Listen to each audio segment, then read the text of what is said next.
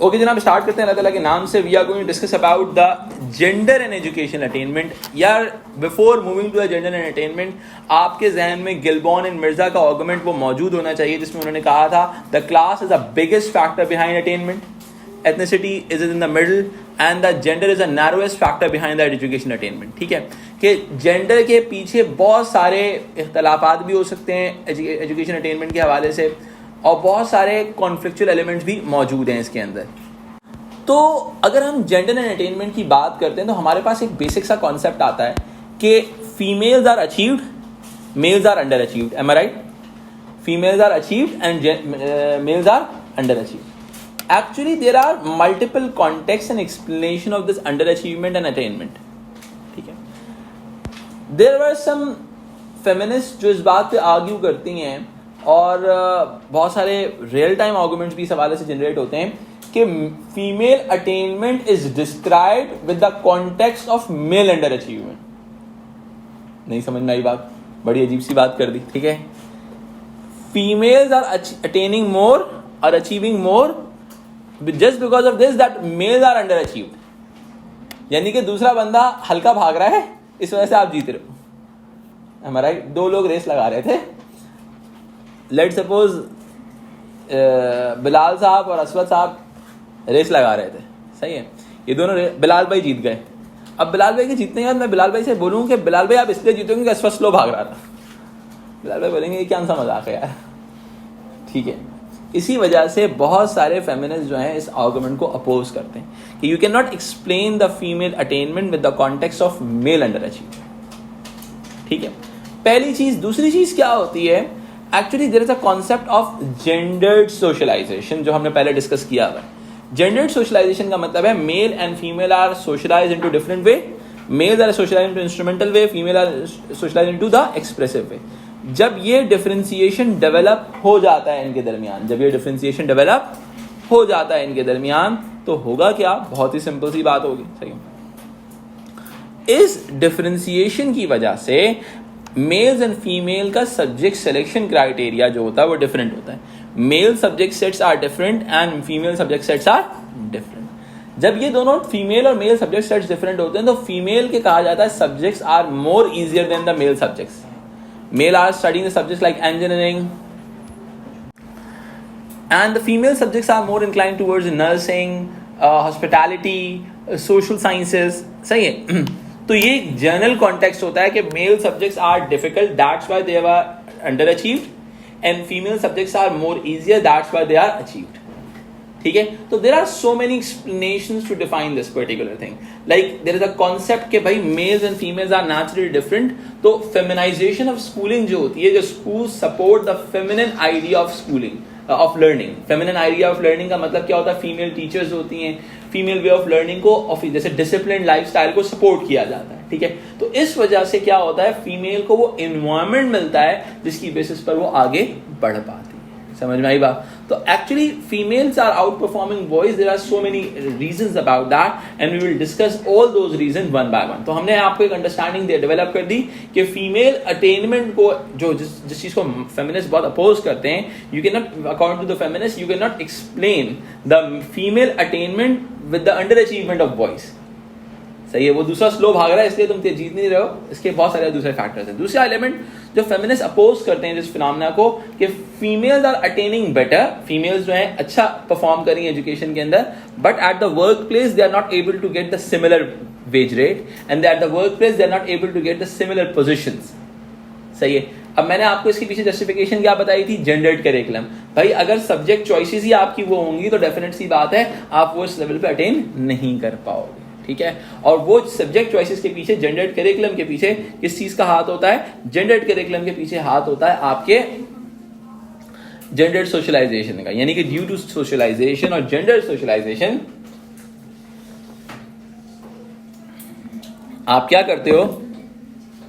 Gendered socialisation के अलावा क्या कहते हैं, आप क्या करते हो? जेंडर सोशलाइजेशन का इंपैक्ट जेंडर्ड करिकुलम पर होता है, and that impact may create an impact on vertical and horizontal segregation at the workplace.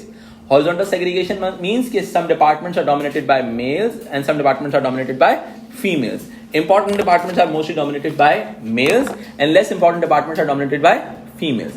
Vertical segregation means कि upper position of the organization is dominated by males and lower position of the organization is dominated by females. तो actual के अंदर ये पूरा phenomena gender and education attainment का element एक mid element है.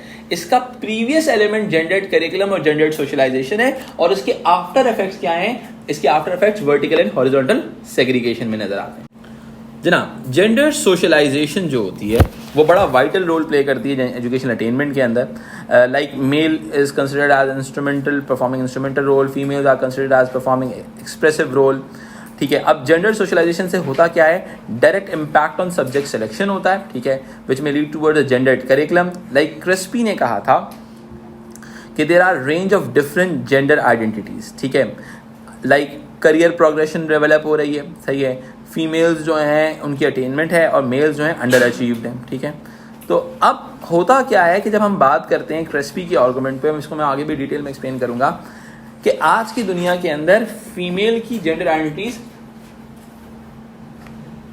Change हो रही हैं because they are moving towards a career progression. Career progression का मतलब क्या होता है कि they want progress in their careers. They want progress in their, वो करियर्स के अंदर प्रोग्रेस चाहती हैं. ठीक है, जब वो करियर में प्रोग्रेस चाहती हैं तो they need to perform well, उनको अच्छा परफॉर्म करना पड़ता है. ठीक है, और ये डिफरेंशिएटेड जेंडर आइडेंटिटीज में आता है. डिफरेंशिएटेड जेंडर आइडेंटिटीज में आता है. देखो, वो सोसाइटीज़ जहाँ पर फीमेल वर्कफोर्स का पार्ट नहीं बन पाती, इसकी एक बहुत बड़ी वजह उनके कन्वेंशनल आइडियाज़ हैं.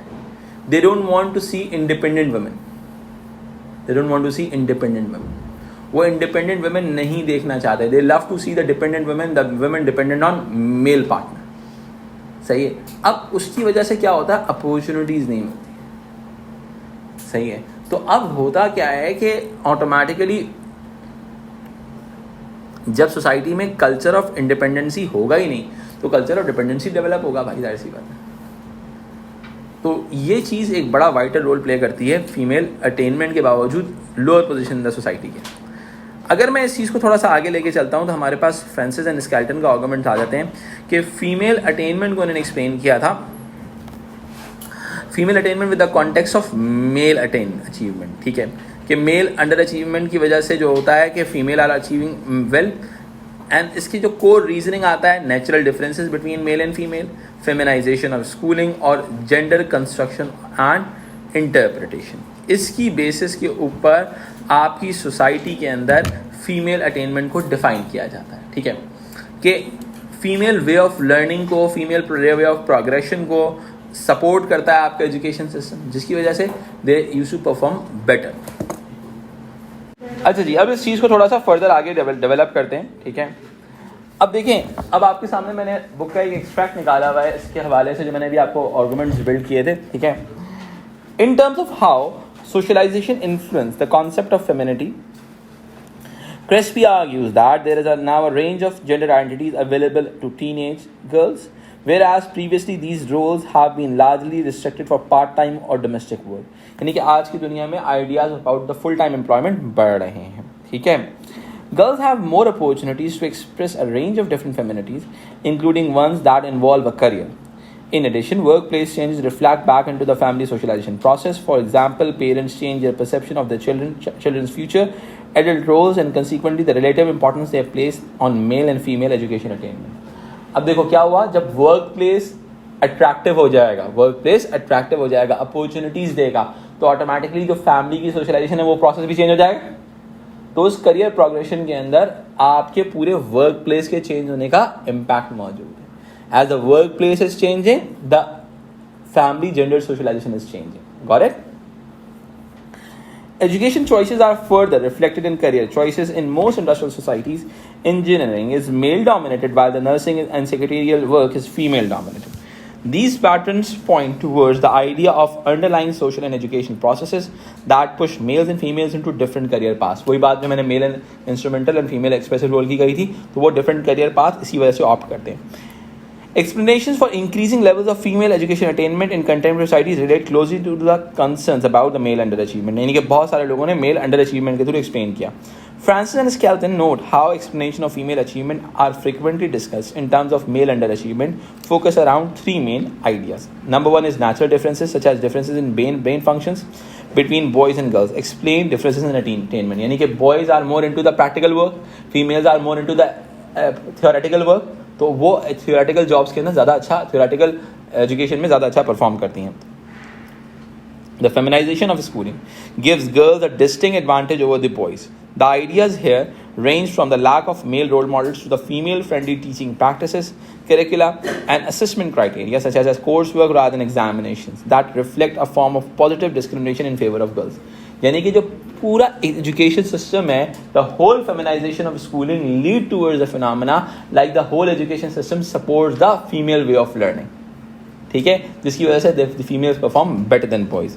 Gender construction and interpretation produce a different behaviors that impact on attainment. This includes both teacher expectations and interpretations.